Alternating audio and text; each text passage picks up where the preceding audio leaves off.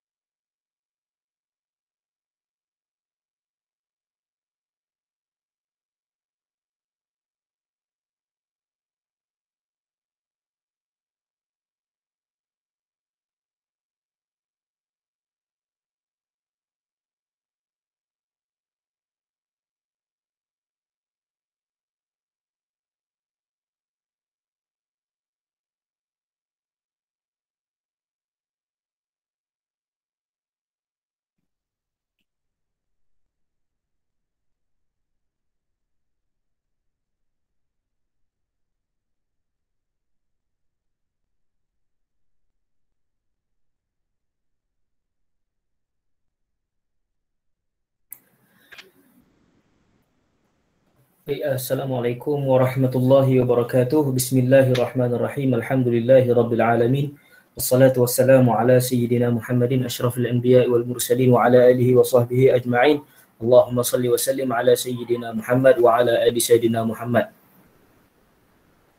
Baik, para hadirin sekalian, insyaAllah pada malam ini kita akan teruskan dengan pengajian kitab Unwanul Falah bersama yang dikarang oleh Syekh Wan Ahmad Al-Fatani.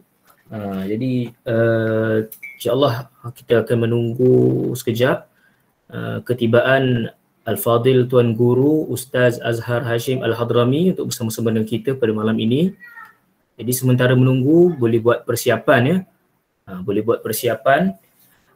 Untuk yang pertama, boleh dapatkan kitab. Sama ada kalau yang ada kitab dalam bentuk fizikal, dalam bentuk hard copy, kitab yang sebenar tu boleh buka muka surat yang kelima, baris ke-14 dari pihak bawah pada kata pengarang dan dikehendaki dengan mengetahui itu. Saya ulang, kita sambung pada halaman yang kelima, baris 14 dari pihak bawah. Pada kata pengarang dan dikehendaki dengan mengetahui itu. Jadi boleh dapatkan, boleh buka kitab muka surat yang telah disebutkan tadi. Kalau tidak ada kitab, boleh dapatkan dalam bentuk soft copy. InsyaAllah mungkin ada para hadirin yang boleh kongsikan link Google Drive yang pihak Kurma sediakan. InsyaAllah boleh sharekan di ruang tu. Okay, dia ada para hadirin kita yang ada seorang hadirin kita sharekan tu, boleh dapatkan kitab Unwanul Falah di dalam link Google Drive tersebut insya-Allah, dan buka muka surat yang telah disebutkan sebentar tadi, iaitu muka surat 5 baris 14 dari pihak bawah insya-Allah. Dan yang kedua, pastikan minta sangat mikrofon dimatikan sepanjang pengajian berlangsung Dan tolong cek dululah mikrofon masing-masing. Kan? Pastikan dimatikanlah, tidak ada suara supaya tak mengganggu majlis pengajian kita pada malam ini. Dan yang ketiga, insya-Allah soalan-soalan yang ditanyakan pada siang tadi yang diletakkan dalam Google Form tersebut akan saya bacakan soalan-soalan terpilih untuk ditanyakan kepada Al-Fadhil Ustaz di akhir pengajian, insya-Allah kalau sempat. Kalau tak sempat, mohon maaf sangat-sangat.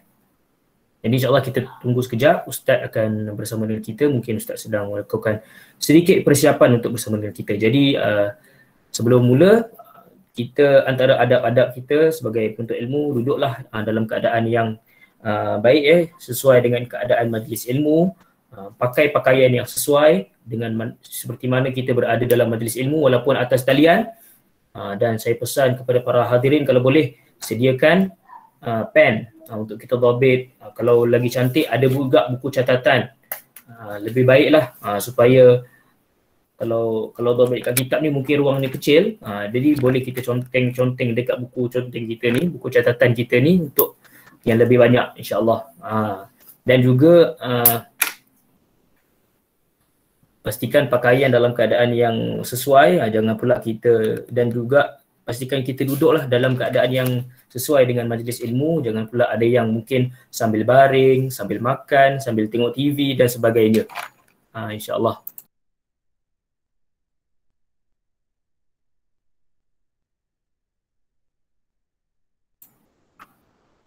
Well.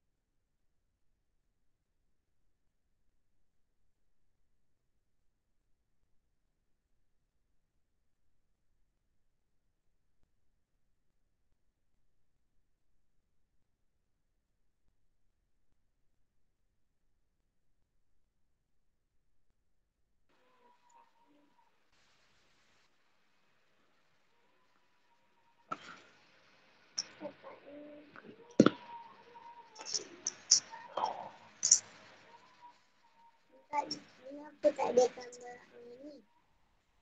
Ini gambar. Ini. Hah? Aiman. Baik, Assalamualaikum. Assalamualaikum warahmatullahi wabarakatuh. Saya ucapkan dan selamat datang kepada para hadirin ke pengajian kitab Unwanul Falah bersama Al-Fadhil Ustaz Azhar Hashim Al-Hadrami. Jadi sebelum mula, yang pertama, jika tidak ada kitab boleh dapatkan kitab. Jika tidak ada kitab dalam bentuk hard copy, boleh dapatkan kitab dalam bentuk soft copy. Ada link Google Drive yang disediakan oleh pihak Kumpulan Rakan Muda Agama, jadi boleh dapatkan di situ. Mungkin ada para hadirin boleh sharekan. Yang kedua, pastikan mikrofon dimatikan. Jadi saya minta sangat-sangat para hadirin cek mikrofon masing-masing. Cek mikrofon. Saya perasan ada yang terbuka, tak sengaja buka dia punya mikrofon. Jadi minta sangat-sangat tutup mikrofon supaya kita tak mengganggulah. Kita tidak ada gangguan sepanjang pengajian ini berlangsung, insya-Allah. Dan yang terakhir, insya-Allah pada malam ini soalan-soalan yang diletakkan di dalam Google Form yang diedarkan siang tadi, insya-Allah akan dibacakan beberapa soalan yang terpilih dan dia akan ditanyakan, diajukan soalan tersebut kepada Al-Fadhil Ustaz di akhir pengajian, insya-Allah kalau berkesempatan. Jadi diingatkan, insya-Allah sebelum mula mengaji ni boleh buka muka surat yang kelima, baris ke-14 dari pihak bawah pada kata pengarang, dan dikehendaki dengan mengetahui itu. Boleh buka muka surat yang telah disebutkan tadi.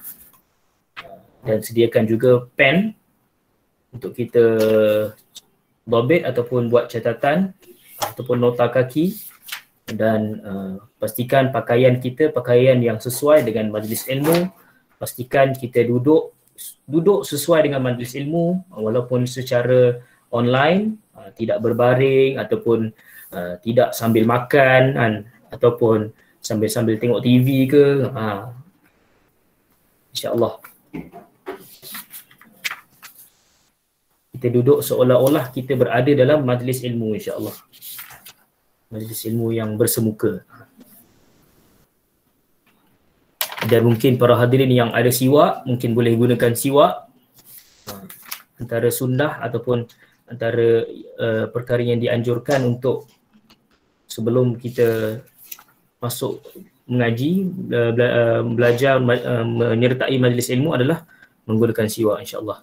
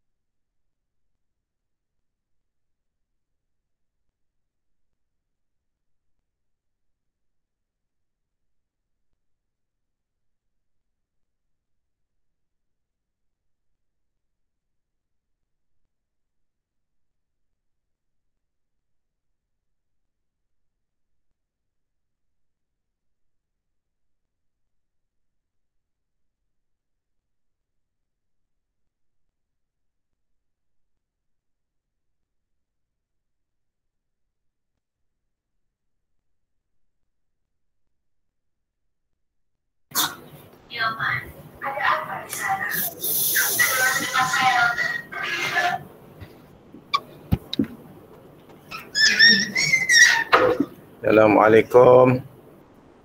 Waalaikumsalam warahmatullahi. Alhamdulillah, jelas suara ni Ustaz. Baik. Alhamdulillah, wassalatu wassalamu ala sayyidina Rasulillah wa ala alihi wa sahbihi wa man walah.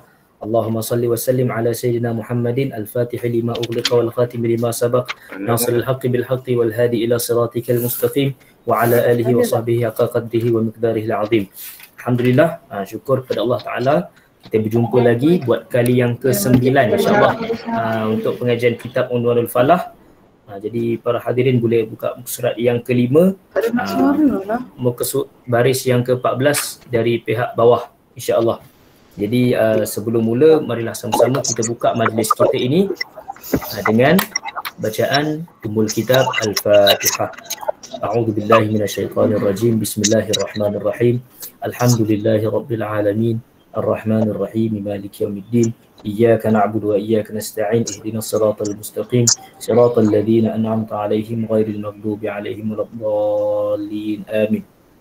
Jadi alhamdulillah, tanpa melengahkan masa lagi, dijemput Al-Fadhil Ustaz untuk meneruskan pengajian. Dipersilakan Ustaz. Allah.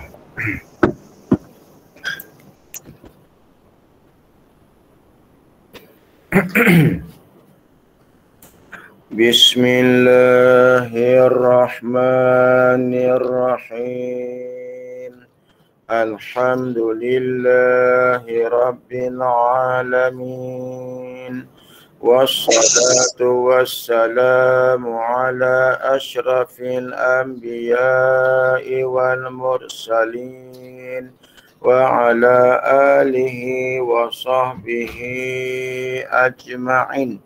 Qala rabbi shrah lana sadrana wa yassir lana umurana wahlul 'uqdatam min lisanina yafqahu qawlana.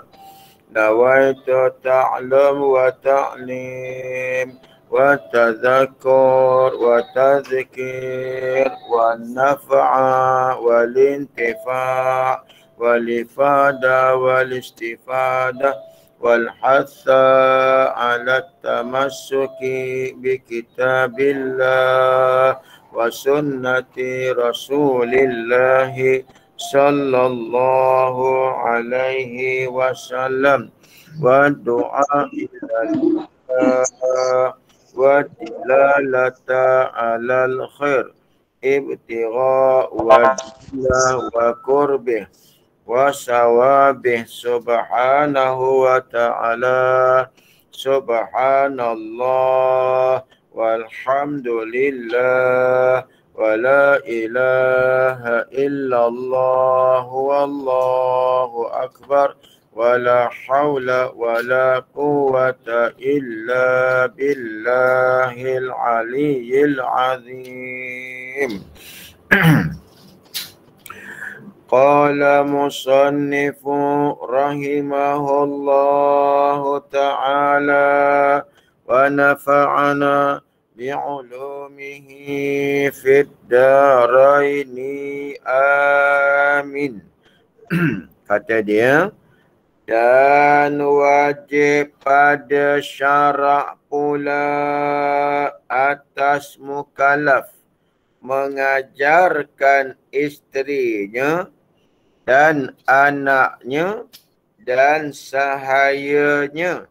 Bahkan wajib pula atas mukallaf mengajar akan ahli negerinya akan segala yang tersebut itu.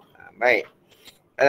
Dulu kita dah pernah sebut, kita dah pernah cakap bahawasanya mengenal Allah Subhanahu wa Ta'ala adalah perkara yang pertama kali diwajibkan atas tiap-tiap mukallaf. Yakni mengenal Allah Subhanahu wa Ta'ala itu adalah perkara yang pertama sekali yang telah diwajibkan oleh syarak. Baik.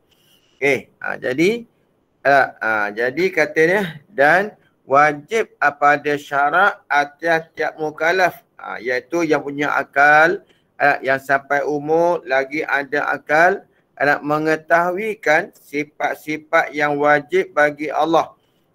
Jadi kita nak mengenal Allah Ta'ala tu melalui sifat-sifatnya. Baik, jadi di sini Tuan Pensuanah ni Syekh Ahmad dia kata dan wajib pada syarat, yakni syarat telah mewajibkan atas tiap-tiap mukallaf. Pula tu maksudnya yang telah diwajibkan sebelum ni. Wajib tu sama macam dulu juga. Okay. Atas mukallaf, wajib atas mukallaf, syarat telah wajibkan. Apa yang syarat wajibkan? Mengajarkan isterinya. Jadi kalau ada mukallaf, dia ada isteri, maka wajib atas tiap-tiap mukallaf tu mengajar akan isterinya. Mengajar isterinya rukun iman, rukun Islam, mengajar dia tentang Islam tu apa dia, agama tu apa, yang tersebut dululah. Rukun Islam berapa, rukun iman berapa, kemudian wajib mengenal Allah Subhanahu Wa Taala. Wajib mengenal Allah melalui hukum sifatnya. Itu wajib atas tiap-tiap mukallaf mengajar akan isterinya. Okay. Jadi isteri itu terpulanglah. Kalau ada 1, 2, 3, 4 isteri, maka semuanya itu wajib atas mukallaf mengajarkan. Dan anak-anaknya, anak-anak dia pun wajib dia ajar. Perkara yang bersangkut dengan akidah, yang bersangkut dengan i'tiqad, atau yang bersangkut dengan ilmu usuluddin ataupun pokok agama. Wajib dia kena mengajar anaknya. Dan sahayanya, kalau dia ada hamba, kalau dia ada hamba ataupun dia ada orang gaji di rumah dia, maka wajib atas dia kena mengajar sahaya dia ataupun bibi ataupun dia punya orang gaji dia. Wajib. Baik.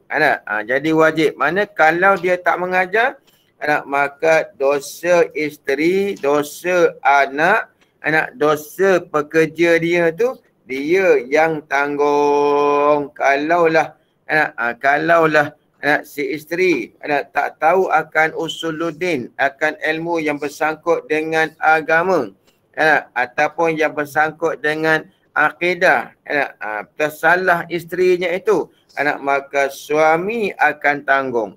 Kalau anaknya pula tersalah dalam bab akidah, maka bapa akan tanggung. Sahaya, kalau sahaya tu tersalah, maka penghulu akan tanggung. Tu. Baik, bahkan bukan wajib atas tiap-tiap mukallaf tu mengajar isteri dan anak dia dan sahaya dia semata-mata. Tapi kata dalam ni bahkan wajib juga, wajib pula macam wajib dulu tu. Mukallaf tu, atas mukallaf mengajar akan ahli negerinya. Kalau dia ada ilmu, kalau dia orang yang berilmu, maka wajib dia kena mengajar orang setempat dalam negeri dia ataupun dalam tempat tinggal dia. Wajib dia kena ajar.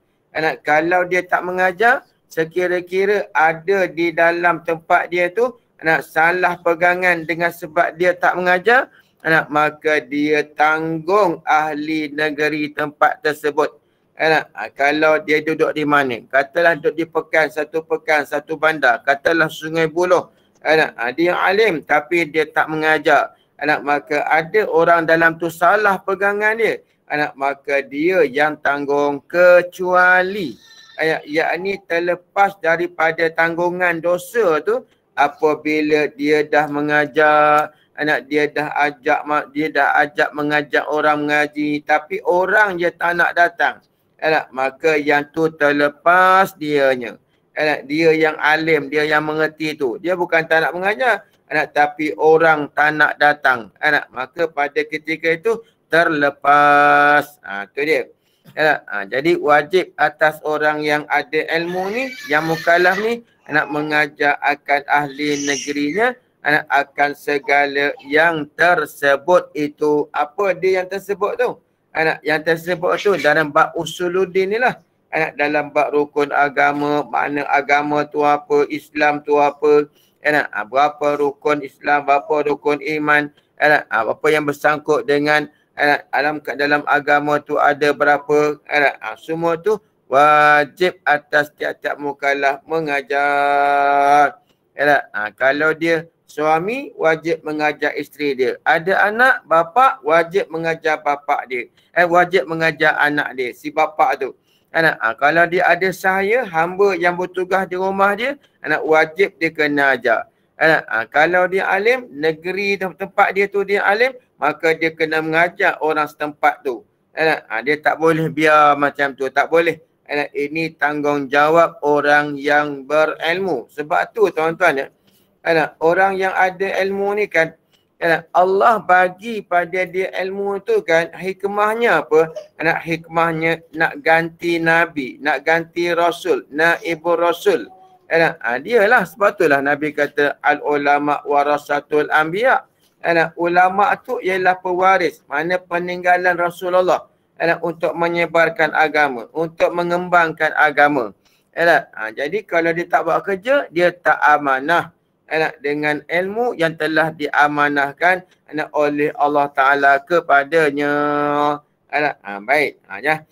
Walaupun sekarang dalam keadaan kita terbelenggu dengan PKP ni, walau macam mana sekalipun, kita jalankan tugas kita sebagai orang yang boleh mengajar. Kita mengajarlah melalui Facebook ke, melalui live ke, Zoom ke, apa sajalah teknologi yang ada sekarang ni, kita sampaikan, bahkan lebih luas lagi lah.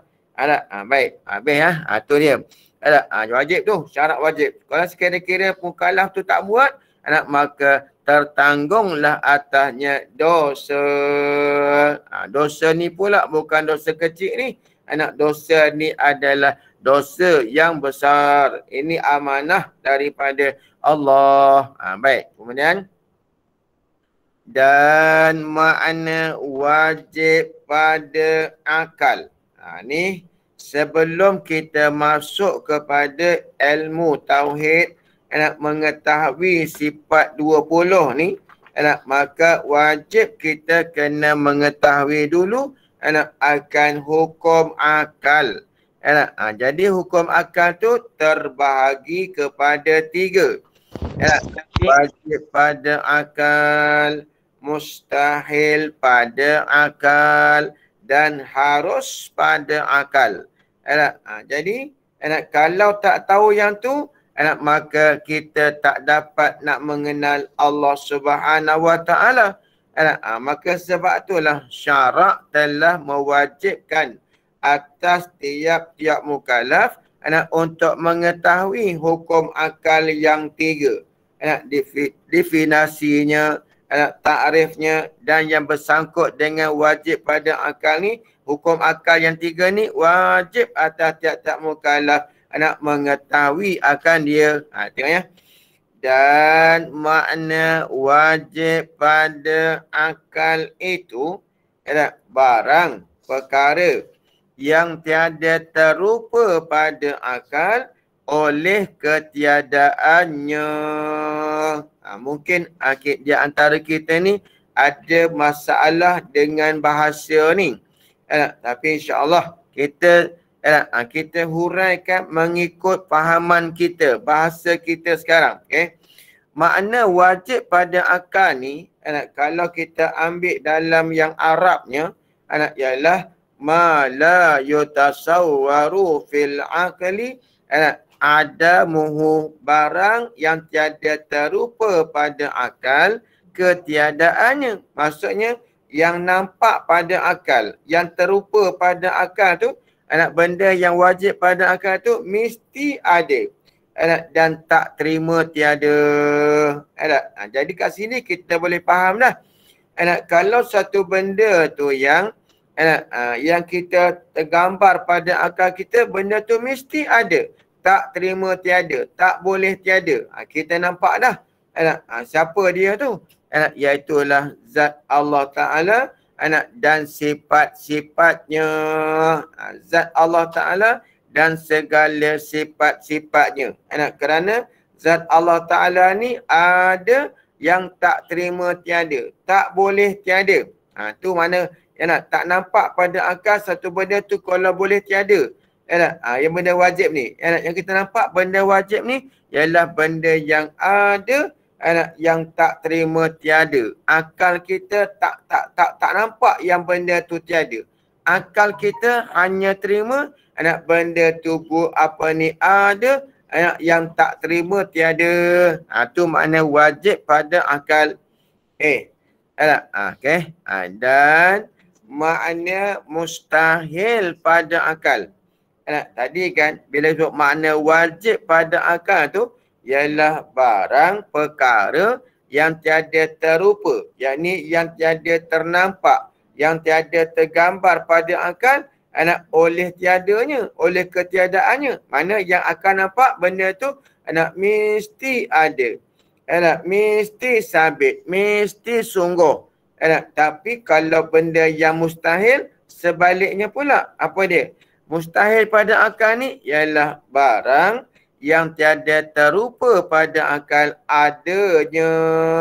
Jadi kalau kita tengok pula pada mustahil pada akal. Mustahil pada akal tu ialah perkara yang tak boleh ada sekali-kali.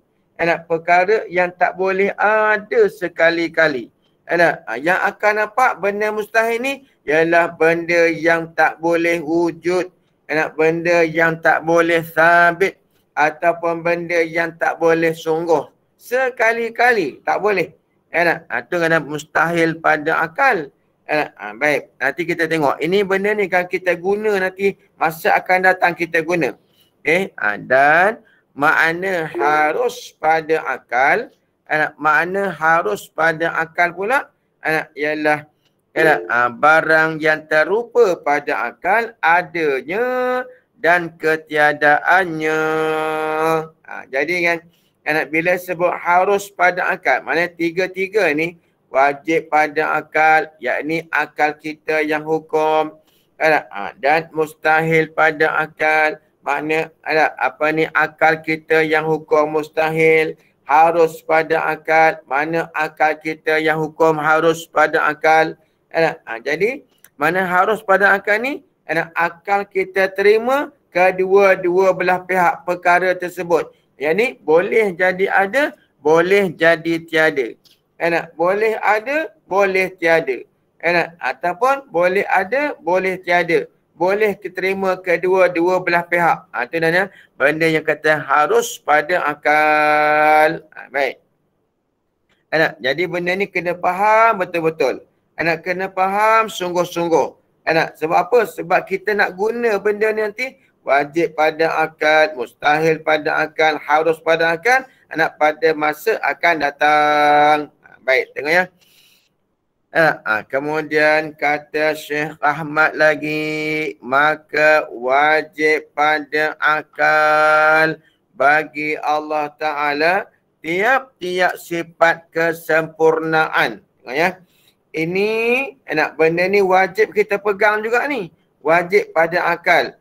Bila kata wajib pada akal, syarak pun datang mewajibkan ke atas tiap-tiap mukallaf untuk mengetahui perkara yang telah dihukum oleh akal wajib. Perkara yang telah dihukumkan oleh akal wajib. Maka syarak pun datang mewajibkan atas tiap-tiap mukallaf mengetahuikan perkara yang telah dihukumkan wajib pada akal. Macam dalam ni dia kata, maka wajib pada akal bagi Allah Ta'ala. Yakni akal kita menghukum bagi Allah Ta'ala tu, apa yang akal hukumnya? Tiap-tiap sifat kesempurnaan. Jadi Allah Ta'ala tu mesti ada, mesti mempunyai segala sifat kesempurnaan. Jadi akal kita nak kata dia Tuhan, mestilah dia tu bersifat dengan segala, yakni dengan tiap-tiap sifat yang dinamakan sifat kesempurnaan. Okey, yang patut, sifat kesempurnaan mana ni? Sifat kesempurnaan yang patut, yang layak dengan zatnya, dengan zat Allah Subhanahu wa taala yang maha mulia. Jadi gambaran di dalam ayat ni, dalam ibarat ni, sifat kesempurnaan yang layak, yang patut dengan zat Allah. Maknanya ada tak sifat kesempurnaan yang tak layak bagi Allah Ta'ala? Ada. Sifat kesempurnaan bagi kita. Umpamanya beranak, beristeri, itu sifat kesempurnaan juga. Tapi sifat kesempurnaan tu tak layak, tak patut bagi Allah. Macam contoh bertempat. Bertempat tu sifat kesempurnaan. Tapi bagi makhluk, tidak bagi Tuhan. Jadi kalau kata sifat kesempurnaan bagi makhluk bertempat, maka itu sifat yang tak layak bagi Allah Ta'ala, bagi Tuhan. Itu dia. Jadi sebelum kita bicara secara tafsil, secara satu-satu sifat Tuhan yang wajib kita ketahui, maka wajib kita memegang macam ni. Wajib bagi Tuhan tu bersifat dengan segala sifat kesempurnaan. Dan wajib kita pegang Allah Ta'ala tu bila kata dia Tuhan, maka mestilah dia mempunyai segala sifat kesempurnaan yang layak dan yang patut bagi zatnya yang maha mulia. Baik, kemudian dan mustahil atas Allah Ta'ala tu tiap-tiap sifat kekurangan. Jadi wajib kita pegang. Pada syarak kata wajib kita beriktikad yang Allah Ta'ala bila kata dia Tuhan, maka tidak ada bagi Tuhan itu tiap-tiap sifat yang dinamakan sifat kekurangan. Walaupun pada hissi ataupun pada maknawi. Pada makna benda tu kekurangan. Sebab tu tuan-tuan minta maaf saya bercakap, minta ampun saya berkata tuan-tuan sifat kekurangan bagi Allah Ta'ala ni tak ada pada Tuhan, tak ada pada Tuhan. Kalau Allah Ta'ala tu Tuhan, maka tidak ada sifat kekurangan walaupun sedikit, walau pada makna sekalipun. Pada makna tak boleh ada sifat kekurangan bagi Allah Ta'ala tu. Maka tuan-tuan yang pada zaman ni kan, yang pada sifat kekurangan yang pada makna tu lah yang banyak orang pegang tuan-tuan. Tengok ya. Di antaranya kan, saya contohkan sifat kekurangan ni. Tapi oleh kerana orang hari ni dia tak nampak benda tu adalah sifat kekurangan bagi Allah, dia tak nampak. Mungkin dia tidak belajar secara detail, secara terperinci. Sebab tu dia tak nampak itu sifat kekurangan. Contoh saya bagi contoh seperti orang zaman sekarang ni tuan-tuan dia kata Allah Ta'ala tu ada tujuan. Kerap kali saya dengar, sama ada ceramah di masjid di surau, sama ada khutbah Jumaat, tuan-tuan sekalian, sama ada perkara ni disebut dalam televisyen ataupun dalam radio IKIM ataupun apa sajalah saluran Islam, tuan-tuan, kerap kali saya dengar orang kata gini, tujuan Allah Ta'ala buat kita. Tengok, tujuan Allah buat kita.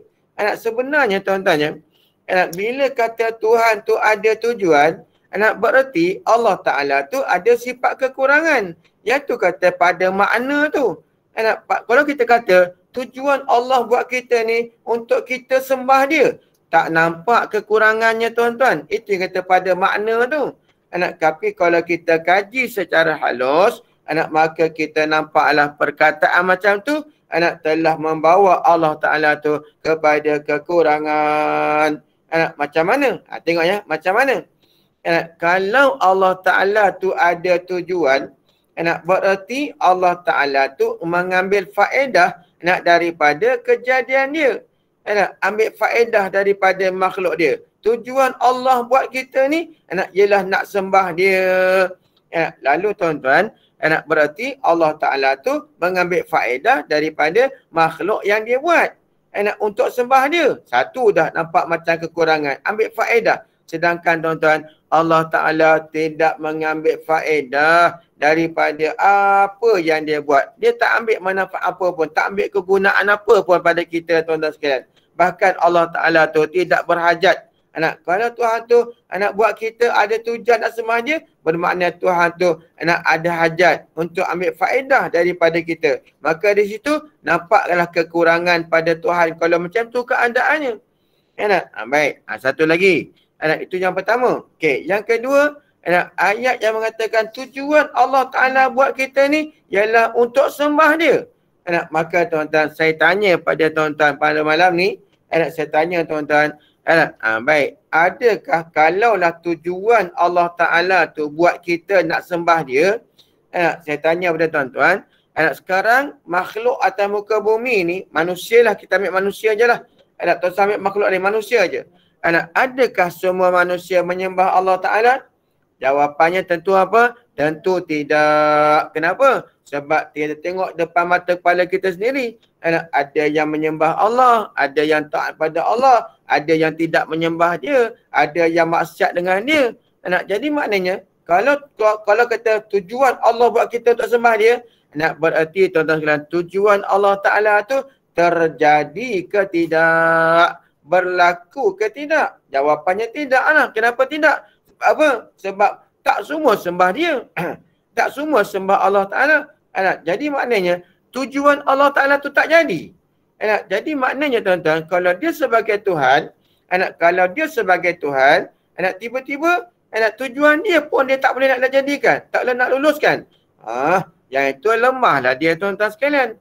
Sebab itulah kita kena menuntut ilmu, kena mengajar tuan-tuan sekalian orang ilmu tauhid ni. Sebab apa? Sebab ramai hari ni. Bukan kata di kalangan orang awam, tak. Bahkan tuan-tuan sekalian di kalangan agamawan pun banyak yang kata macam tu. Padahal dalam kitab Matan Al-Mubarahim jelas-jelas terang-terang kitab karangan Syekh Sanusi mengatakan laisa lahul gharad. Tiada ada bagi Allah Ta'ala tu tujuan. Saya pun tak tahu tuan-tuan sekalian macam mana ada ustaz yang kata tujuan Allah Ta'ala buat kita.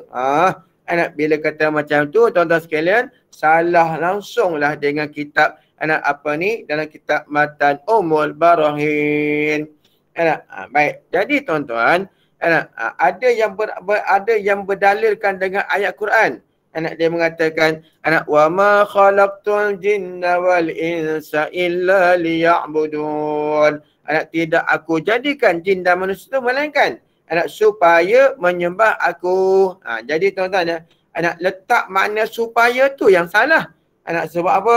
Sebab lam yang ada pada liya'budun. Itu tuan-tuan sekalian, lam tu ulama usuluddin kata, lam tu bukan lam illah. Bukan lam dengan mana sebab, mana kerana. Bukan. Tapi lam tu mana apa? Ulama tauhid kata lam tu dengan makna tiga. Ada tiga. Lam dengan makna hikmah, lam dengan makna ghayah, lam dengan makna ghayah, dan lam dengan makna sayrurah. Lam dengan makna hikmah, kita terjemah macam mana? Tidak aku jadikan jin dan manusia itu melainkan hikmahnya mereka menyembah aku. Itu makna hikmah. Tidak diterjemah dengan mana supaya, atau tidak diterjemah dengan mana sebab. Tak, bukan macam tu. Okay. Yang kedua, lam dengan makna ghayah. Ghayah tu akhirnya.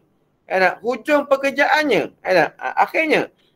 Jadi jangan terjemah. Tidak aku jadikan jin dan manusia itu melainkan akhirnya dia akan menyembah aku. Begitu juga dengan lam sayrurah. Sayrurah pada sara. Sayrurah tu maksudnya litasghir, nak mengecilkan kita, nak melekehkan kita. Jadi maknanya tidak aku jadikan jin dan manusia itu melainkan jadilah mereka itu sembah aku, taat pada aku. Macam tu. Jadi tuan-tuan, bukan mana lam tu lam, lam dengan makna lam makna inlah, bukan lam inlah. Lam bukan dengan mana supaya, bukan lam dengan mana kerana. Tapi tuan-tuan, banyak ceramah di masjid, hatta di khutbah Jumaat pun tujuan Allah Ta'ala, tujuan Allah buat gini, tujuan bukan tujuan. Itu tuan-tuan, macam ada yang kata tujuan Allah Ta'ala buat undang-undang hudud tu untuk kita. Bukan tujuan, hikmah. Allah Ta'ala tak ambil faedah daripada apa yang dia buat, tuan-tuan sekalian, apa kejadian dia. Jadi masalah mustahil atas Allah Ta'ala, mana tak terima pada akal kita. Allah Ta'ala tu mempunyai sifat kekurangan. Sifat kekurangan tu sama ada pada hissi. Mana pada hissi tu ialah yang betul-betul. Yang betul-betul nampak macam kata lemah, buta. Tu mana hissi. Atau pada maknawi. Pada makna macam saya kata tadi. Pada makna tujuan. Pada tak nampak macam salah pun tujuan. Tapi sebenarnya bila kata tujuan, maknanya maknanya Tuhan tu mengambil faedah daripada perbuatan dia.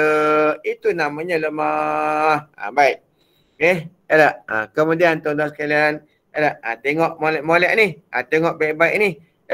Dan maka setengah daripada sifat kesempurnaan itu 13 sifat. Jadi kan, tadi dia kata wajib kita i'tiqad, wajib kita beriman pada akal kita keluar ni. Tapi syarat kata wajib kita beriman, wajib kita beriktikad yang Tuhan tu mempunyai segala sifat kesempurnaan. Yang itu tuan-tuan, kalau kita pegang yang tu saja, tuan-tuan, itu dinamakan beriman dengan sifat Allah Ta'ala atas jalan ijmali, atas jalan pukul borong. Yang macam tu tak lepas lagi fardu ain dalam ma'rifatullah. Maknanya tuan-tuan, kalau pegang macam tu, maka tak dinamakan lagi mengenal Tuhan, tak dinamakan lagi ma'rifatullah. Kalau kita sebut Allah tu mesti ada tiap-tiap sifat kesempurnaan, dan mustahil pada Allah Ta'ala tu sifat kekurangan. Itu pada ijmali. Tapi tuan-tuan, ini saya teringat masa saya ambil tauliah di negeri Selangor, tuan-tuan sekalian, soalan ni timbul. Soalan ni timbul bila dia tengok dalam borang tu, dia tengok dalam borang yang saya hantar nak apply tauliah. Saya tak ingat tahun berapa, saya ingat tahun 2005 boleh jadi. 2005 ke 2006 macam tu lah. Saya bawa balik daripada Hadramaut, maka saya pergi ambil tauliah negeri Selangor, tuan-tuan sekalian. Baik. Jadi salah satu daripada soalan yang ditanya tu ialah bila tengok dalam borang tu, saya banyak baca kitab tauhid. Faridah lah, Aqidatun Najin lah, Durus Samin lah, Misbahul Munir lah, Risalah Tauhid lah. Jadi tuan-tuan, ustaz tu yang bertanya saya tu adik kepada Allah Yarham Ustaz Ismail Kamus. Itulah Ustaz Jaiz Kamus. Dia adik kepada Ustaz Ismail Kamus. Dia tanya. Dia tanya gini tuan-tuan. Dia tanya, kalau kita pegang gini je, dia kata, kalau kita pegang kata Allah Ta'ala tu mempunyai segala sifat kesempurnaan. Dia kata, kenal tak lagi kita tu dengan Tuhan? Maka tuan-tuan, saya jawab tak. Tak, saya jawab tidak. Itu tak lepas lagi fardu ain. Dia kata, kenapa? Kenapa Ustaz kata macam tu? Kerana itu atas jalan ijmali. Atas jalan ijmali ni pukul borong saja. Sedangkan lebih dikatakan makrifah tu apabila seseorang itu mengenal satu-satu sifatnya, barulah dinamakan dia mengenal. Jadi ada huraian lagi lah. Jadi tuan-tuan sekalian, yang tadi kitab ni kata, Syekh Ahmad kata, Wajib kita beriktikad bahawasanya segala sifat kesempurnaan tu sabit bagi Allah Ta'ala. Dan segala sifat kekurangan tidak sabit pada Allah Ta'ala sekali-kali. Baik, tiba-tiba dia kata pula tuan-tuan, maka setengah daripada sifat kesempurnaan. Setengah di sini ni bukan dengan makna 1/2, bukan.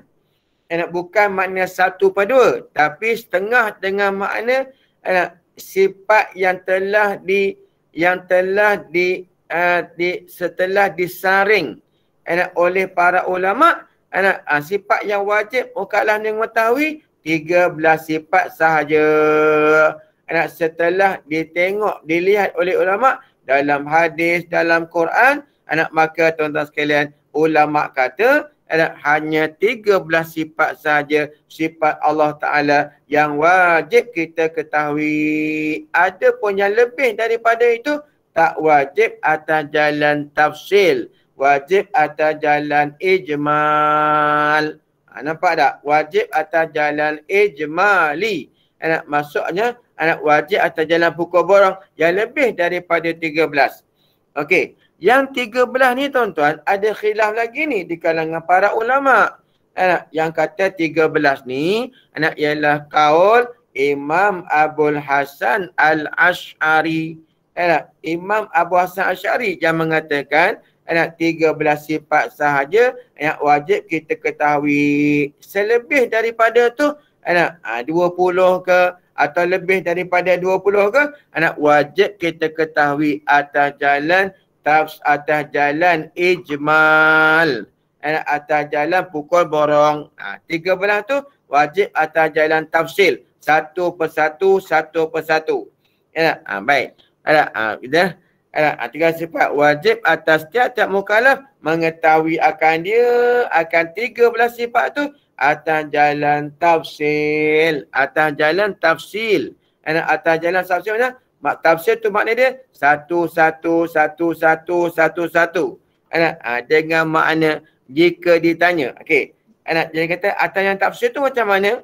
Jika ditanya akan seorang daripada mukallaf tu, daripada tiap-tiap sesuatu daripada 13 sifat tu, segala sifat tu yang 13 tu nescaya mengaku ia dengan wujubnya, dengan wujub, iaitu dengan hukum wajibnya bagi Allah Ta'ala, dan tiada ia engkar akan dia sekali-kali. Kalau dia engkar, dia bantah, maka tuan-tuan sekalian, bermakna dia tidak kenal Tuhan, ataupun dia telah engkar akan sifat Allah Ta'ala, hukumnya kafir kalau ada engkar. Itulah makna dia. Yang kata wajib diketahui oleh mukallaf yang 13 sifat tu. Makna dia bila ditanya dia jawab, ya, itu sifat Allah. Macam contohnya kan kita sebut qudrah, ya, itu sifat Allah Ta'ala, dia kata. Itu sebahagian daripada sifat Allah. Okay. Iradat, ya, itu sebahagian daripada salah satu daripada sifat Allah Ta'ala. Baik. Itu makna dia. Baik. 13. Okey. Maknanya kalau kita ambil atas kau yang 13 ni, tuan-tuan ya. Sebab itulah Syekh Ahmad ni tuan-tuan, kalau orang tanya pada kita, Syekh Ahmad ni dalam tauhid dia bermazhab kepada mana? Maka kita jawablah, Syekh Ahmad ni akidah dia, mazhab dia ialah mazhab Asy'ariyah, mazhab Imam Abu Hasan Al-Ash'ari.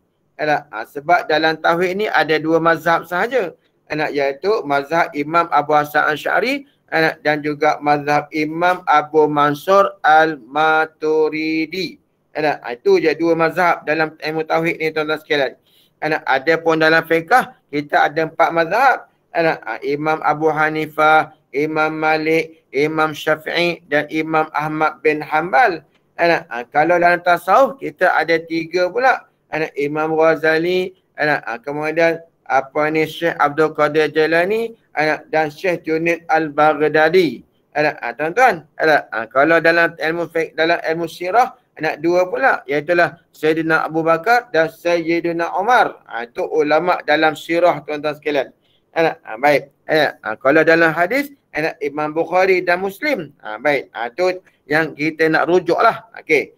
Dalam kitab tauhid dua mazhab. Iaitulah mazhab Imam Abu Hasan Asy'ari dan mazhab Imam Abu Mansur Al-Maturidi. Jadi jelas dalam ni bila sebut 13, maka jelaslah tuan-tuan sekalian, Syekh Ahmad ni dia bermazhabkan kepada Imam Abu Hasan Al-Asy'ari. Okey. Baik, kemudian pertama daripada sifat yang 13 itu. Okey. Bila sebut angka di sini tuan-tuan ya, yang pertama, yang kedua, yang ketiga, yang keempat, sehinggalah yang seterusnya, bukan bererti sifat Allah Ta'ala tu ada dahulu, ada kemudian. Habis, kenapa letak angka-angka tu? Yang pertama, yang kedua, yang ketiga, yang keempat ni, itu orang panggil tertib lizikri ataupun susunan bagi sebutan sahaja. Pada sebutan sahaja. Bukan pada hakikat. Pada hakikatnya sifat Allah Ta'ala tu dia bukan ada dulu kemudian.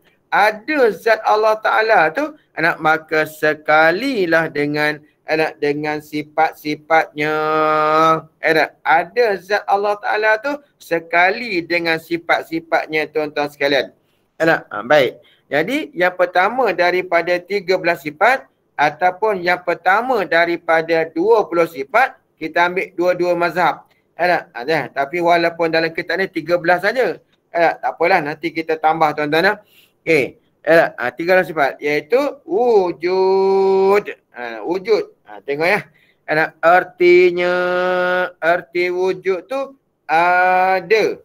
Iaitu perkara yang diiktibar akan dia pada zat Tuhan Subhanahu wa Ta'ala. Iaitu sifat wujud tu ataupun iaitu ada tu perkara yang dikira.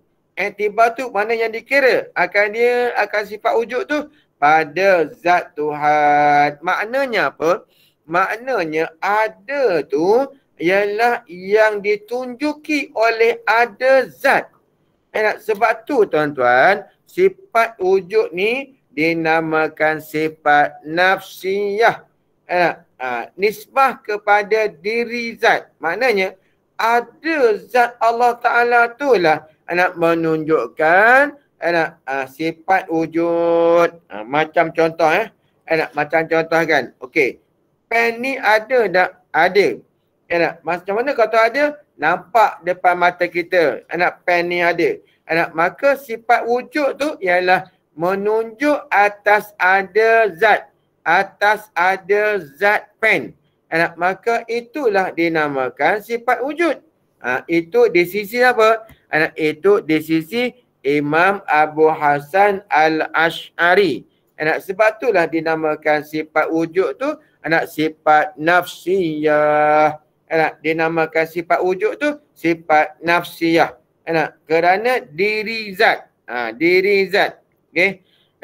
Tapi tuan-tuan kalau kita nak bahaskan pula kalau kita nak bahaskan tentang pandangan Imam Abu Hasan Asy'ari ni, maka ramai di kalangan ulama usuluddin mengatakan pandangan Imam Abu Hasan Asy'ari itu lemah. Kenapa?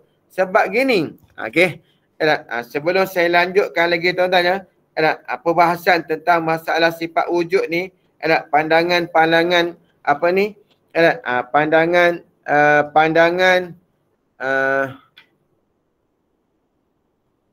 tak mana yang tak sempat nak catat ni. Baik ya.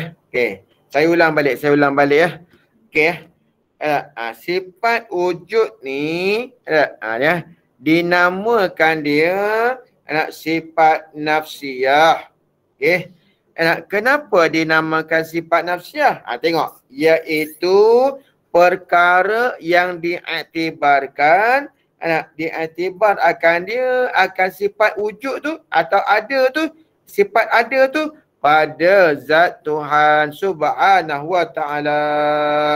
Jadi maknanya sifat wujud tu ialah kita kata Allah tu bersifat dengan wujud, ialah memandang kepada ada zat. Maknanya diri sifat wujud tu ialah adanya zat Allah Subhanahu wa Ta'ala. Okey, baik. Pandangan ni pandangan Imam Abu Hasan Al-Ash'ari. Okey. Baik tuan-tuan ya.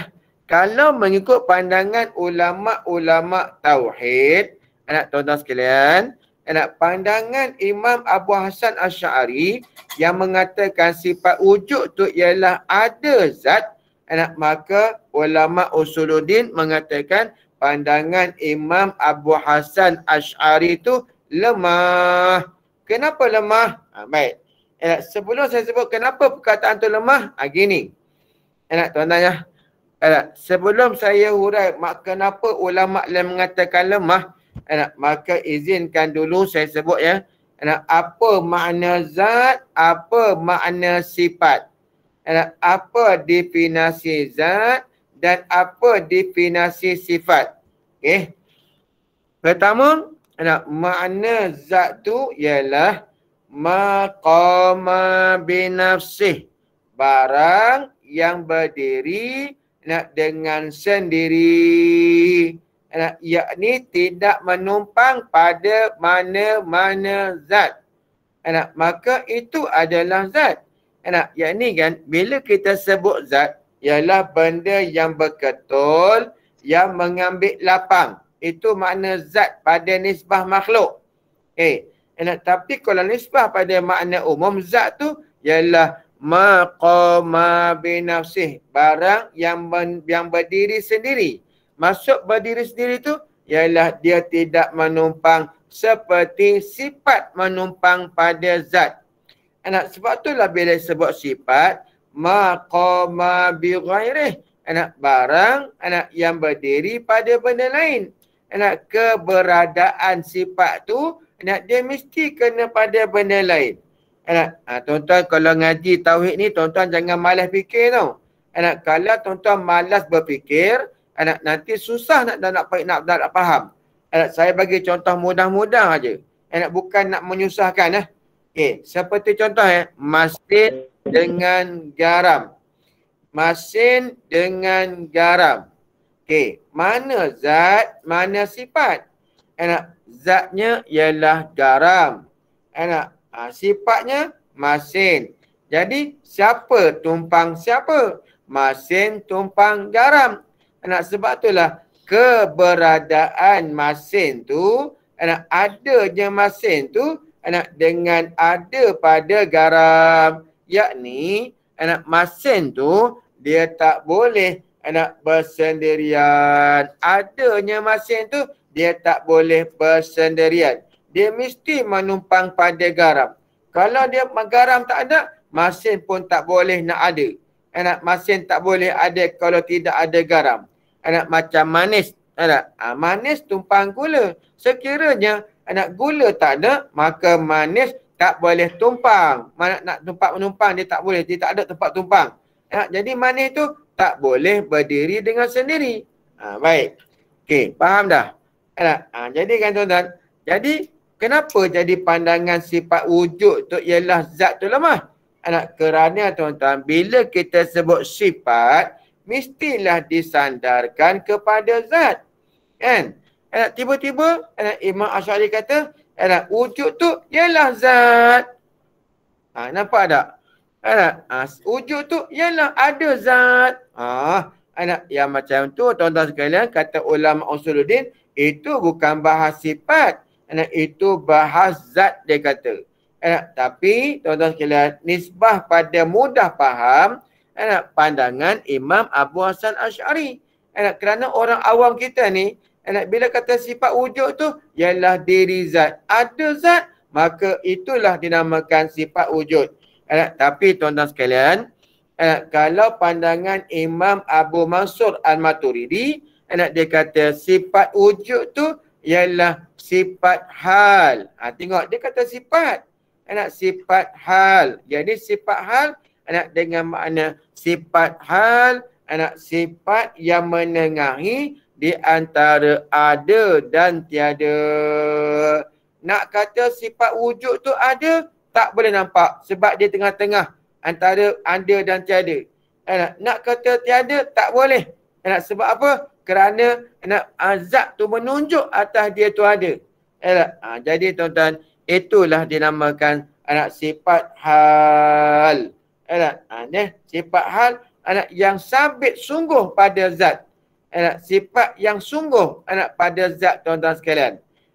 Baik. Jadi tuan-tuan ya. Okey, betul. Okey. Baik. Jadi sebab itulah ulama Usuluddin mengatakan pandangan Imam Abu Hasan Asy'ari agak lemah. Tapi kalau kita tilik pula pandangan Imam Abu Hasan Asy'ari ni, itulah yang dipahami oleh orang awam. Sebab itulah Syekh Ahmad dalam kitab Faridah dia kata apa? Dia kata jangan pedulilah. Jangan peduli sama ada si wujud tu adalah ain zat ataupun bukan ain zat. Maka jangan pedulilah.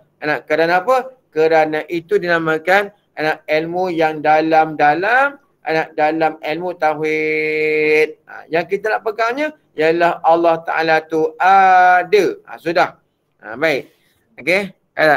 Kemudian kata dia, dan dimulahazah akan dia, padanya dimulahazah akan dia, akan sifat wujud tu, mana dimulahazah, dilentangkan, ditunjukkan akan dia, akan sifat wujud tu, padanya, pada zat. Itu dia. Tiada lebih daripada mulahazahkan zatnya. Yang ni tiada lebih. Maksudnya tak boleh dikatakan si benda lain. Zat tu lah. Dia tiada lebih daripada mulahazahkan zatnya. Yang ni tiada lebih daripada lentangan zat. Maksudnya ada zat Allah Ta'ala tu lah yang dikatakan sifat wujud. Ya. Yang maha mulia. Dan dinama akan wujud itu sifat nafsiyah. Yang ni sifat nafsiyah ialah sifat bagi diri zat.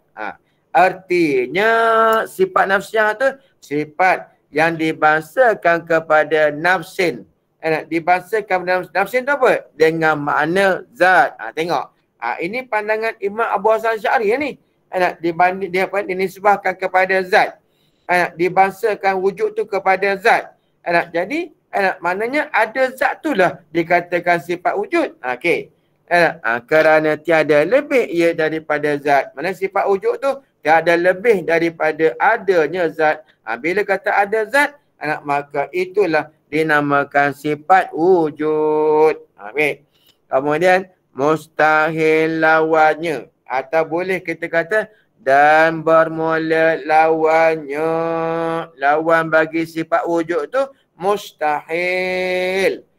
Yakni tak boleh terima pada akal kita yang sabit sifat yang mustahil bagi wujud, iaitu adam. Ain dal mim, adam. Adam tu mana? Ketiadaan. Artinya ketiadaan ada. Jadi tak ada lah.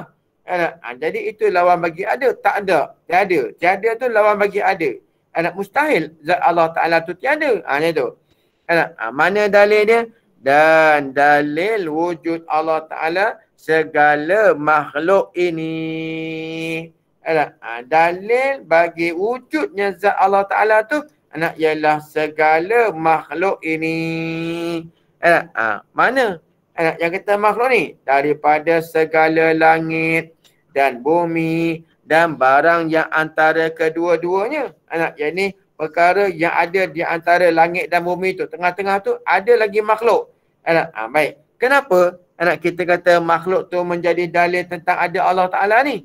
Kerana makhluk ini ada ia kemudian daripada ketiadaan. Anak makhluk ni ada sebelum daripada makhluk ni ada, dia tak ada. Anak makhluk ni mana ada? Tentulah ada yang mengadakan dia. Sebab asalnya dia tak ada. Anak asalnya dia tak ada. Anak lepas tu tiba-tiba dia ada. Tengok.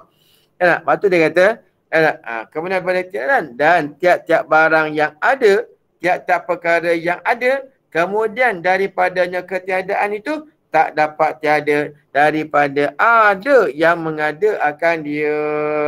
Anak, jadi mesti ada yang mengadakan dia. Anak, mana boleh dia ada sendiri. Anak, maka makhluk ini ada. Anak, mereka yang mengadakan dia. Makhluk ni ada yang mengadakan dia. Mesti ada yang mengadakan dia. Anak, iaitulah yang bernama dengan Allah. Anak, nama Allah. Nama Allah tu pun anak kita dapati, kita tahu anak daripada perkhabaran Rasul. Anak, tu dia. Anak, jadi Rasul yang bagi tahu kita, Tuhan kita yang menjadikan kita tu anak ialah Allah nama dia. Anak, okey. Tiada dia kata Allah Taala itu. Anak, iaitu bahasanya Allah. Maka anak benar-benar maka sabitlah ada Allah Subhanahu Wa Taala.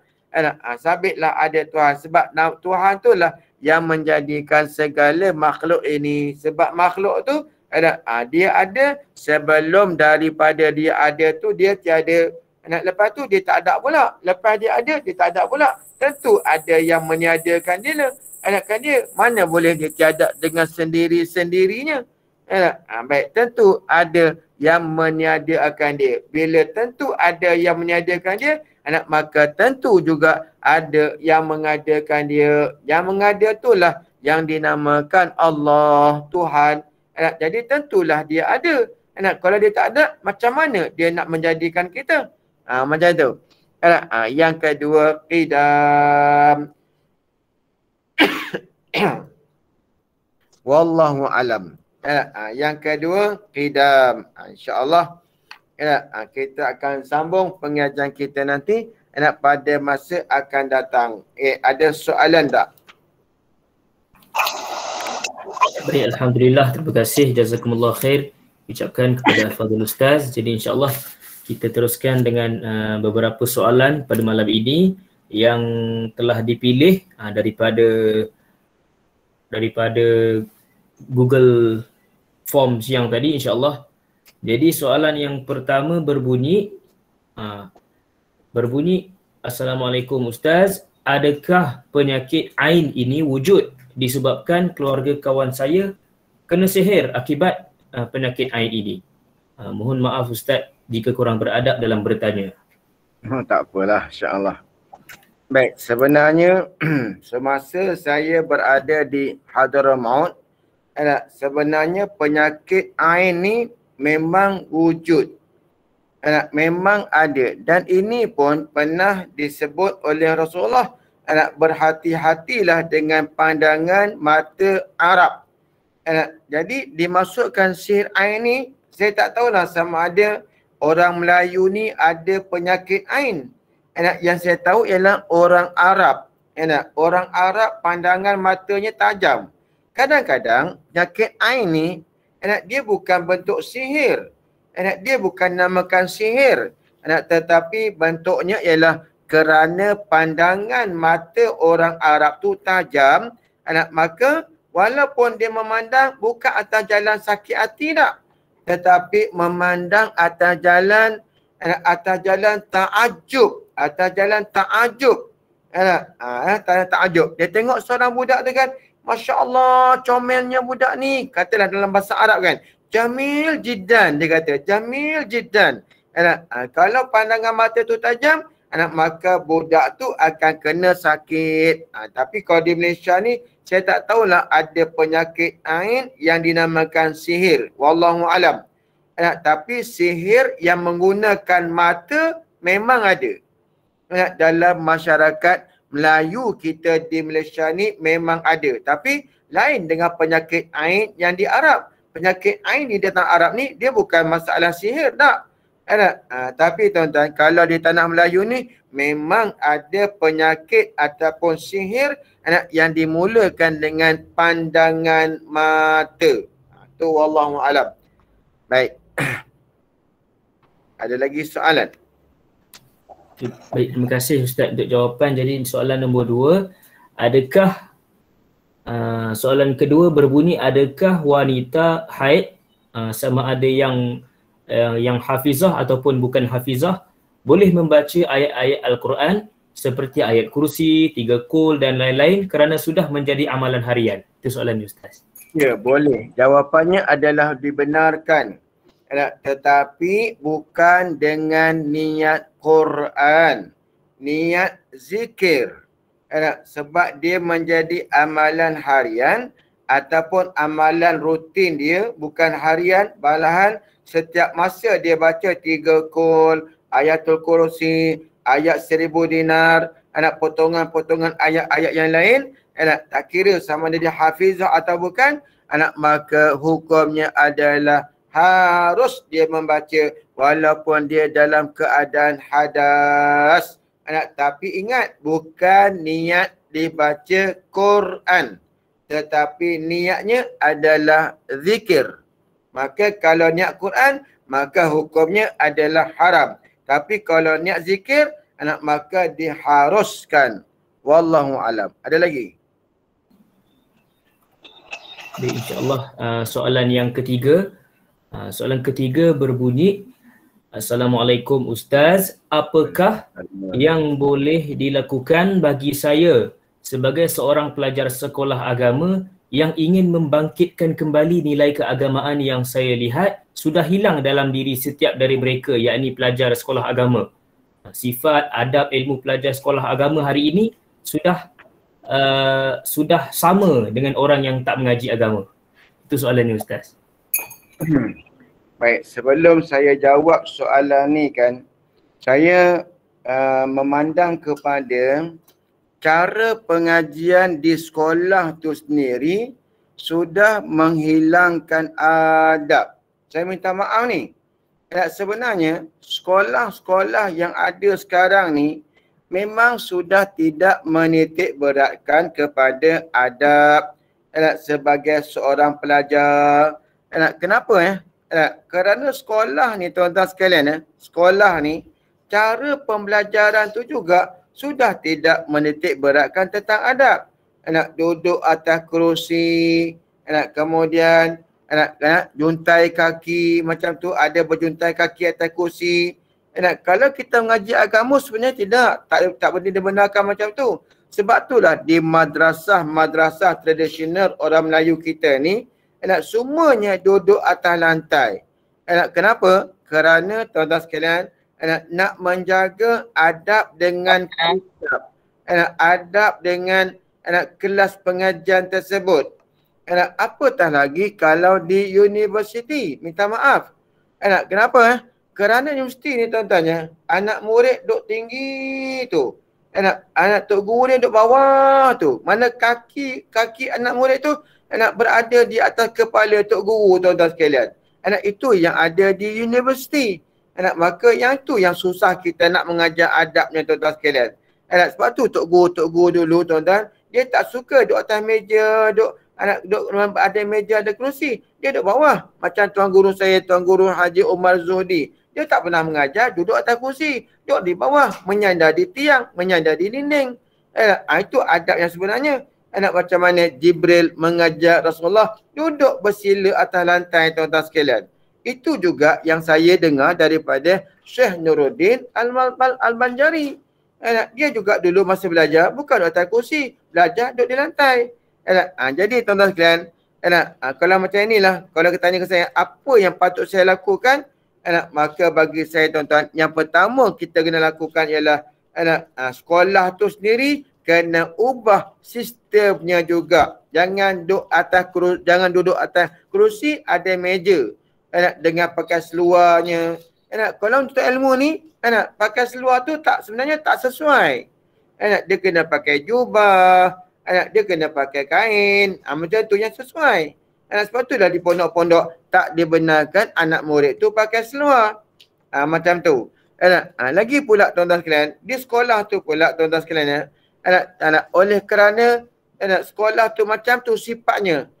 Lagi pula kan, ini pengalaman saya lah, saya cerita pengalaman saya lah. Orang yang belajar di sekolah agama tu, adakah dia nakkan ilmu tu sendiri ataupun dia nak lulus periksa, nak sijil untuk minta kerja? Yang saya tahu kebanyakan sekolah-sekolah ni dia bukan nak menerapkan ilmu-ilmu tu untuk diamalkan. Bahkan dia hanya untuk lulus periksa, tuan-tuan. Lepas lulus periksa, lepas tu pandai-pandailah kamu bawa dengan sijil kamu tu. Agama kamu tu pandai-pandailah. Tuan-tuan. Tapi kalau mengaji di pondok, hubungan anak murid dengan tok guru dia tak pernah terlepas. Sebab tu dalam istilah pengajian pondok tidak ada istilah mantan guru, tak ada. Mantan anak murid, tak ada. Kalau dia anak murid, maka dia akan selamanya akan jadi anak murid, tuan-tuan sekalian. Maksudnya tuan-tuan sekalian ialah bila dia jadi anak murid, maka dia akan ada hubungan dengan guru. Dan guru ni akan bertanggungjawab sama ada di dunia ataupun di akhirat. Begitu juga dengan guru. Tidak ada lafaz mantan guru. Tapi tuan-tuan kalau di sekolah tuan-tuan, minta maaf saya cakap, inilah mantan guru saya dulu. Masa sekolah, ini bekas guru saya. Tengok, ini bekas guru saya. Mana boleh macam tu? Tak ada istilah di pondok, dia tidak ada mantan guru. Jadi sebenarnya, kalau saya nak bercakap atas dasar pengalaman saya, tuan-tuan sekalian, maka saya jawab, kena ubah sistem sekolah tu keseluruhannya. Barulah tuan-tuan sekalian, kita dapat ubah dengan niatnya sekali. Niat buat sekolah tu untuk apa? Kalau niat sekolah tu untuk makan gaji, maka tuan-tuan lupakanlah kita untuk membetulkan adab-adab ilmu, tuan-tuan sekalian. Sebab itulah pada hari ini yang mengaji sekolah agama tak terlepas daripada kes buli, kes apa ni, nauzubillah tuan-tuan, ada kes apa ni, berasmara dan sebagainya. Kenapa? Sebab tidak dididik, tidak ada yang makan roh tarbiyah tu tidak ada. Guru tidak ada hubungan dengan anak murid. Itu yang pertama sekali yang saya nak sebut, tuan-tuan sekalian. Sebab itulah kami ni maksudnya bukan saya seorang lah. Bila kami belajar dengan satu guru tu, tuan-tuan sekalian, sehingga guru tu meninggal dunia, tuan-tuan sekalian, kami tetap akan mengatakan dia adalah guru kami. Bahkan bila kata dia adalah guru kami, maka anaknya, isterinya yang bersangkut dengan dia, adalah wajib atas kami menghormatinya, tuan-tuan sekalian. Wallahu a'lam. Baik, Alhamdulillah, terima kasih diucapkan kepada Al-Fadhil Ustaz. Jadi mungkin soalan terakhir pada malam ni boleh Ustaz? Untuk soalan terakhir pada malam ini. Silakan. Jadi soalan ini berbunyi, apakah tips ataupun cara untuk mudah bangun tahajud dan qiyamul lail di malam hari? Masya-Allah. Kalaulah saya nak ambil kaedah ni, tuan-tuan, kaedah tip bangkit tahajud qiyamul lail. Pertama sekali, saya pernah tanya pada Syekh Nuruddin. Tuan-tuan sekalian. Kalau nak bangkit tahajud malam ni, dia kata 1.5 liter air minum sebelum tidur, dia kata. Jadi tuan-tuan, saya terfikir 1.5 liter besar tu botol tu kan, dia suruh minum. Saya fikir macam mana pula jadi tip. Lepas tu dia kata, kalau minum air banyak tu mesti nak terkencing, dia kata. Bila terkencing, dia kata, kita bangun tak? Bangun. Itulah tip dia. Itulah tip dia kata. Jadi saya rasa tuan-tuan, munasabah juga. Tapi itu orang panggil secara orang panggil secara lawak-lawak lah. Tapi selawak pun benar. Yang benar pernah diamalkan atau pernah dipraktikalkan. Memang sungguh.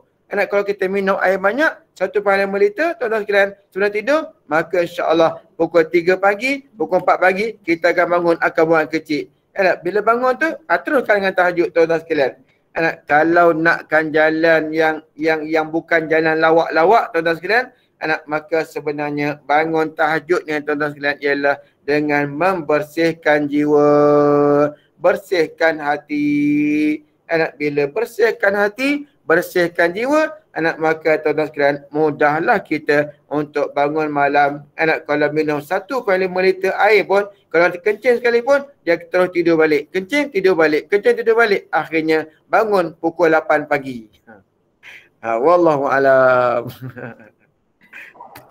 Baik, Alhamdulillah. Terima kasih Ustaz atas jawapan yang diberikan. Jazakumullah khair. Moga-moga memberikan penjelasan, dan di akhir tadi, soalan terakhir tadi, moga-moga kita pun tergolonglah dalam kalangan orang-orang yang diizinkan oleh Allah Ta'ala untuk bangun malam. Dan dikatakan kalau siapa-siapa yang mengikuti pengajian bersama Al-Fadhil Ustaz Faris Rosli, pengajian Bidayatul Hidayah, beliau ada mengatakan antara punca susah untuk bangun, ulama mengatakan punca untuk susah bangun malam, yang pertama tidur yang lewat, yang kedua banyak maksiat di siang hari. Jadi insya-Allah moga-moga kita elakkanlah dua perkara tu yang paling besar tu yang dikatakan oleh para ulama, dan kita boleh mungkin amalkan tips yang Ustaz ceritakan tadi tu, yang kongsikan tadi tu. Minum air banyak-banyak, insya-Allah bangun pagi esok kita akan terbangunlah untuk buang air kecil, insya-Allah. Dan janganlah tidur balik. Kadang bangun-bangun tu alang-alang sembahyanglah tahajud kan, insya-Allah. Jadi terima kasih dan jazakumullah khair diucapkan kepada Al-Fadhil Ustaz untuk pengajian pada malam ini. Jadi sebelum berakhir, saya jemput sekali lagi Al-Fadhil Ustaz untuk mengakhiri majlis kita dengan bacaan doa penutup. Dipersilakan Ustaz. Bismillahirrahmanirrahim. Alhamdulillah Rabbil Alamin. Wassalatu wassalamu ala ashrafil anbiya wa mursalin wa ala alihi wa sahbihi ajma'in. Allahumma ya azimah sultan, ya qadimah ihsan, ya da'iman ni'am, ya kasir rajud, ya wasi'al ata', ya khafiratul, ya jami' sana', ya haliman la ya'jal. Salli Rabbi ala Sayyidina Muhammad wa alihi wa sallim wa rada sahabati ajma'in. Allahumma lakal hamdu syukra wa lakal manu fadla wa anta rabbuna haqqa wa nahnu abidika riqa wa anta لم تزل زك أهلا يا ميسر كل عسير ويا جابر كل كسير ويا صاحب كل فريد ويا مغني كل فقر ويا مقوي كل داعٍ ويا مأمن كل مخير يسر علينا كل عسير فتسرس عليك يسير اللهم يا من لا يحتاج إلى بيان وتفسير حاجاتنا كثير وأنت عالم بها وخبير اللهم إني أخاف منك وأخاف ما يخاف منك وأخاف ممن لا يخاف منك الله بحق ما يخاف منك نجنا ممن لا يخاف منك الله بحق سيدنا محمد أهرسنا بعينك لا تنام وكنبنا بك نفيك الذي لا يرام وارحمنا بقدرتك علينا فلا ننقطع سقوطنا ورجعنا اللهم إنا نسألك زيادة في الدين وبركة في العمر وصحة في الجسد وسعة في الرزق وتوبة قبل الموت وشهادة عند الموت ومغفرة بعد الموت وعفوا عند الحساب وآمانا من العذاب ونصيبا من الجنة وارزقنا نظر إلى وجهك الكريم وصلى الله على محمد وعلى آله وسلم والحمد لله رب العالمين. Amin amin ya rabbal alamin. Terima kasih. Jazakumullah khair diucapkan kepada Al-Fadhil Ustaz untuk bacaan doa dan juga pengajian tadi. Jadi moga-moga Allah Ta'ala memberikan kesihatan dan kekuatan kepada Al-Fadhil Ustaz untuk terus bersama dengan kita untuk pengajian kitab Unwanul Falah ini sehingga khatam bacaan kitab ini insya-Allah, dan moga-moga Allah Ta'ala sentiasa menjaga dan merahmati Al-Fadhil Ustaz insya-Allah.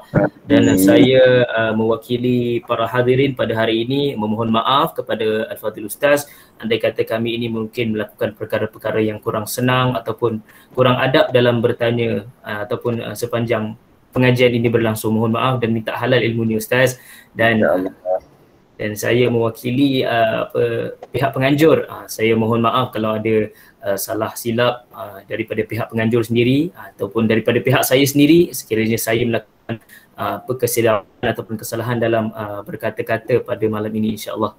Jadi saya mohon maaf, itu sahaja. Di sebelum berakhir sedikit pengumuman ya. Jadi insya-Allah pagi esok kita akan adakan seperti biasa pengajian kitab Bidayatul Hidayah bersama Al-Fadhil Ustaz Faris Rosli.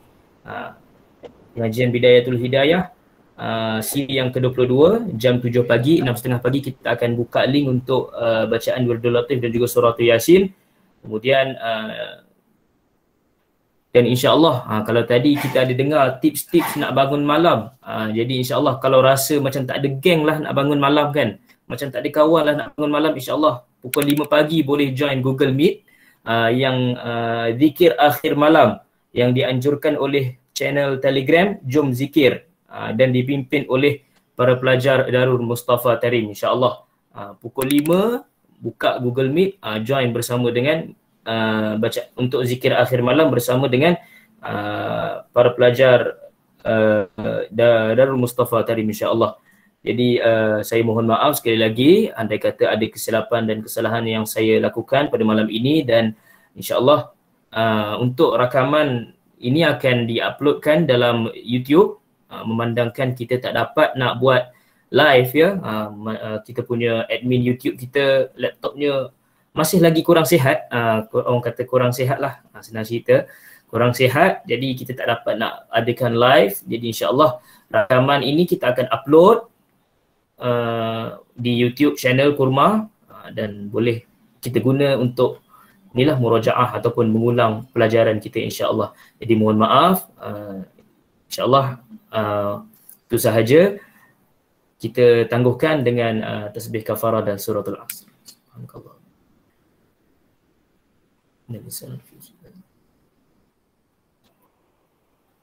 Itu sahaja daripada saya. Wabillahi taufik wal hidayah. Wassalamualaikum warahmatullahi wabarakatuh. Waalaikumsalam. Waalaikumsalam warahmatullahi. Waalaikumsalam. Terima kasih Ustaz. Waalaikumsalam. Terima kasih.